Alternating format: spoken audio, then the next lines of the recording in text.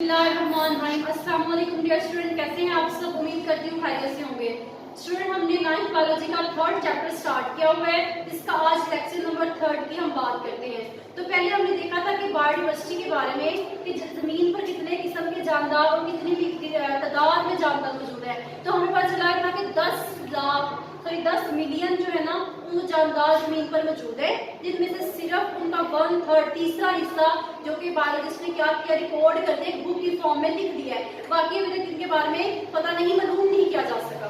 तो स्टूडेंट, उसके बाद हमने बात की थी कि बायोडाइवर्सिटी होती क्या है। बायोडाइवर्सिटी का अगर लिटरेरी मीनिंग देखते हैं कि मतलब लफ्जी मतलब देखते हैं तो बायोडाइवर्सिटी का मतलब होता है बायो मीन लाइफ, डाइवर्सिटी मतलब वैरायटी, जिंदगी की जो वैरायटी है, जिंदगी की किस्म है, वो हम सारा बायोडाइवर्सिटी में स्टडी करते हैं। उसके बाद हमने फ्लोरा की बात की थी, कुछ फाना की बात की थी, और हमने बात की थी कि 600 मिलियन पहले देखा जाए तो जमीन पर सिर्फ और सिर्फ बैक्टीरिया ही मौजूद थे।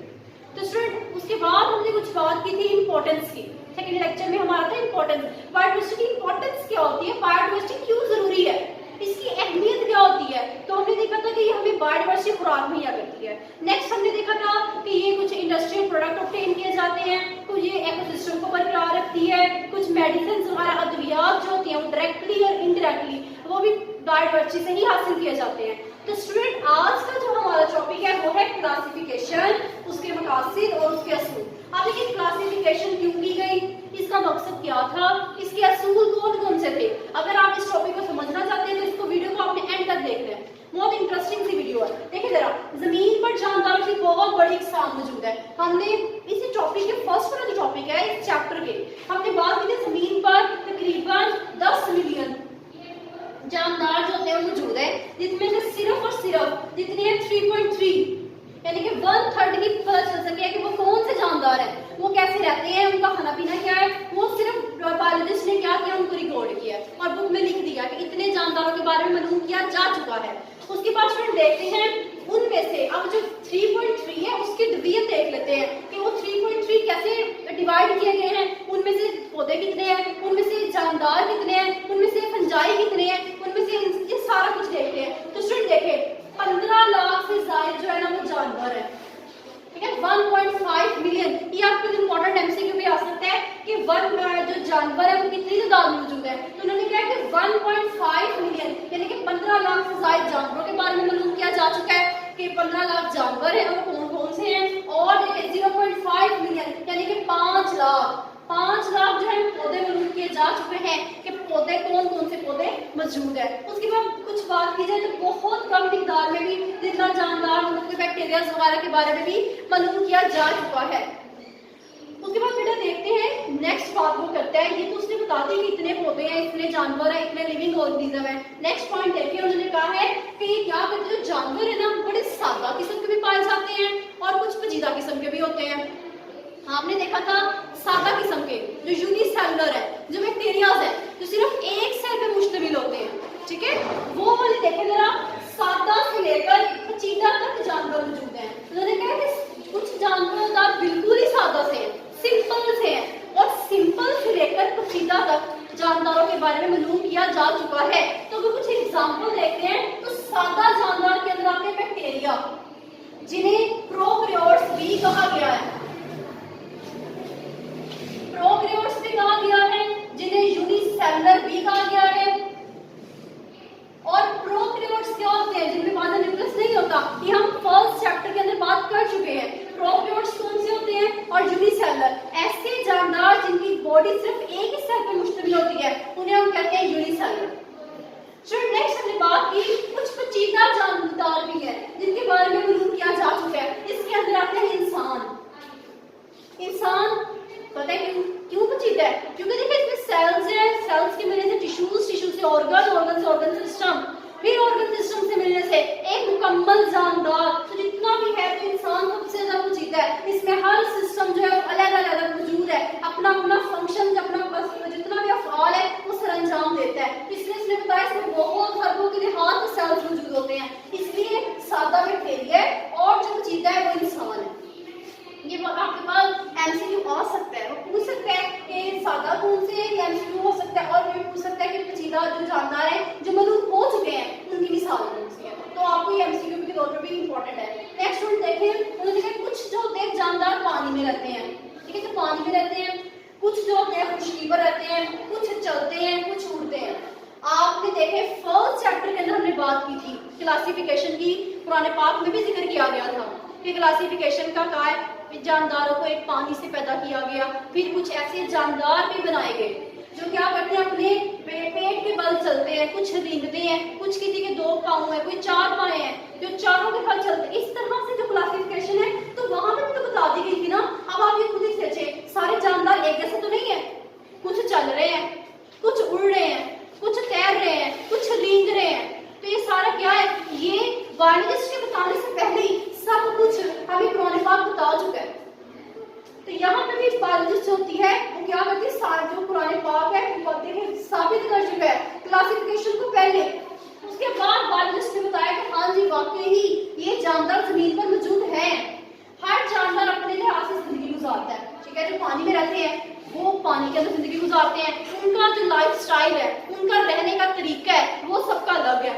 जो खुशकी पे रहते हैं, चलते हैं, जिस तरह इंसान है उनका रहने का तरीका भी अलग है, ठीक है। और कुछ ऐसे जानवर जो चलते ही नहीं है, इस तरह के पौधे, उनका भी जिंदगी गुजारने का तरीका सबसे मुख्तलिफ है। तो स्टूडेंट इसके बाद हम देखते हैं अब क्लासिफिकेशन करना क्यों जरूरी था। इसी वजह से जो जानदार हैं, जो चलते हैं, जो फिरते हैं, जो खुशकी पे रहते हैं, जो दौड़ते हैं, जो रेंगते हैं, उनके बारे में पता चल सके, ठीक है। उनको इसलिए क्या कर दिया, ग्रुप्स बना दिए, और हर ग्रुप के अंदर भी छोटे छोटे मजीद उन्होंने सब ग्रुप्स बना दिए गए हैं। तो देखें बायोलॉजिस्ट जानदारों के ग्रुप्स और सब ग्रुप्स के अंदर क्या करता है, क्लासिफिकेशन करता है। क्लासिफिकेशन होती क्या है, ग्रुप बंदी करना, ठीक है। जिस तरह एक स्कूल है, इसके अंदर इतने ज्यादा बच्चे हैं, अब हमें क्या पता कि जो बच्चे हैं वो कहाँ के हैं, कौन सी क्लास के हैं। तो फिर मतलब कि उन पूरे स्कूल के बच्चों को हम मुख्तलिफ क्लासों में तकसीम कर देते हैं। क्यों तकसीम करते हैं, ताकि उनकी शिनाख्त हो सके। तो क्लासिफिकेशन हमें क्या करती है, एक तो ये शिनाख्त करवाती है, पहचान करवाती है कि मतलब कि उनको समझा जा सके, ठीक है, पहचाना जा सके। तो अब देखिए इसके मकासद क्या है।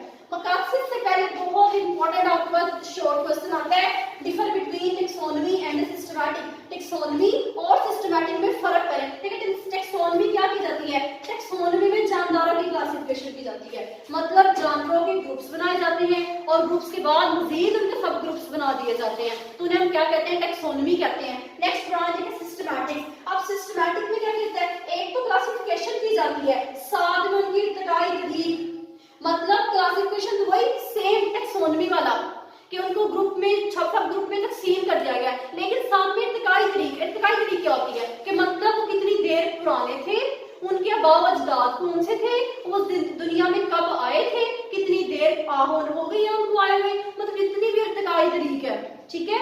तो टेक्सोनॉमी और सिस्टमैटिक में एक बेसिक फर्क है, टेक्सोनॉमी में भी क्लासिफिकेशन की जाती है, सिस्टमैटिक में भी क्लासिफिकेशन की जाती है, लेकिन मेन फर्क इसमें यह है कि टेक्सोनॉमी में जस्ट सिर्फ और सिर्फ क्लासिफिकेशन की जाती है, लेकिन सिस्टमैटिक में क्लासिफिकेशन के साथ साथ इर्तिकाई तरीक भी मालूम की जाती है, ठीक है। उनके अजदाद के बारे में कि जानदार आए हैं, कितनी देर पुराने हैं, कब से आए हुए हैं, तो ये सारा सिस्टमैटिक ही हमें बताती है। तो स्टूडेंट हम थर्ड पॉइंट देखते हैं कि इसका मकसद क्या होता है, ठीक है। अब हमने क्लासिफिकेशन कर ली, इसकी 2 बड़े डिवीजन्स भी देख ली हैं, टेक्सोनॉमी, सिस्टमैटिक। अब मेन टॉपिक है मकासद, इसका मकसद क्या है, क्लासिफिकेशन करते क्यों है, क्यों जरूरत पड़ती है क्लासिफिकेशन की। तो उन्होंने कहा एक तो ये है मुशाबहतें और इख्तिलाफात मुतय्यन करना। सबसे पहले ये देखा जाता है कि जो जानदार सिमिलैरिटीज उनकी कौन सी हैं, उनके डिफरेंसेस कौन से हैं, मतलब आपस में मिलते जुलते जानदार कौन से हैं और मुख्तलिफ जो है वो कौन से जानदार हैं। इसका क्या होगा, मुशाबहतें और इख्तिलाफात करना। मुशाबहतें मतलब सिमिलैरिटीज, उनके अंदर कौन सी खुसूसियात एक जैसी हैं, और इख्तिलाफात कौन सी खुसूसियात मुख्तलिफ हैं, उन सबको उनका मुतालिया किया जाता है। क्यों किया जाता है, ताकि इनका मुतालिया आसान हो। जो एक जैसी खुसूसियात के हामिल है उनको एक ग्रुप में रख दिया जाएगा, जो मुख्तलिफ खुसूसियात के हामिल है उनको दूसरे ग्रुप्स में रख दिया जाएगा। तो इस चैप्टर के अंदर हम देखेंगे कौन कौन से ग्रुप्स हैं और उनको किस किस ग्रुप में रखा गया है। देन हम बात करते हैं दूसरा मकसद ये है, इसमें इत्तिकाई रिश्ता में जानदारों के मबीन इत्तिकाई रिश्ता, ठीक है, रिलेशन। वो कितनी देर पुराने हैं, उनके बावजूद कौन से हैं, उनका आपस में क्या जानदारों का रिश्ता है। अगर एक चिड़िया है और एक कबूतर है, वो आपस में एक दूसरे से मिलते जुलते हैं, तो इसका मतलब क्या है कि देखा जाएगा काफी देर पहले कि ये इनका कोई ना कोई तो रिश्ता होगा ना, दोनों के अंदर पर है, ठीक है, दोनों एक दूसरे क्या परिंदे हैं, तो कोई ना कोई तो इनके अंदर इनकी एवोल्यूशन होगी ना, कोई तो जानदार इनका एक जैसा होगा, कोई तो इनका आपस में रिश्ता होगा। तो ये सारा कुछ हमें कौन बताती है, ये हमें बताती है क्लासिफिकेशन, ठीक है स्टूडेंट। तो आज हमने बात की क्लासिफिकेशन क्या होती है, क्लासिफिकेशन के मकासद क्या है और क्लासिफिकेशन के असूल क्या है। तो ये टॉपिक आपका इंपॉर्टेंट है और ये बहुत इंपॉर्टेंट है, क्लासिफिकेशन के मकासद क्या है, और मकासद जो होते हैं वो ये दो मकासद है। स्टूडेंट्स क्या करते हैं, एक क्लासिफिकेशन टैक्सोनॉमी की और सिस्टमैटिक की डेफिनेशन कर देते हैं, तो ये आपका फिर रॉन्ग हो जाएगा। अगर आपको क्वेश्चन आता है ना define the aim of classification, तो जस्ट आपने क्या करना है, एम में आपने ये 2 पॉइंट्स बताने हैं। ये क्वेश्चन आ सकता है कि क्लासिफिकेशन के मकासद बयान करें, तो ये सिर्फ 2 पॉइंट्स हैं। अगर वो करता है डेफिनेशन, तो फिर वो टैक्सोनॉमी और सिस्टमैटिक में फर्क भी आ सकता है। तो ये आपका इंपॉर्टेंट क्वेश्चन था। Thank you so much. Next हम बात करेंगे फर्दर इसकी।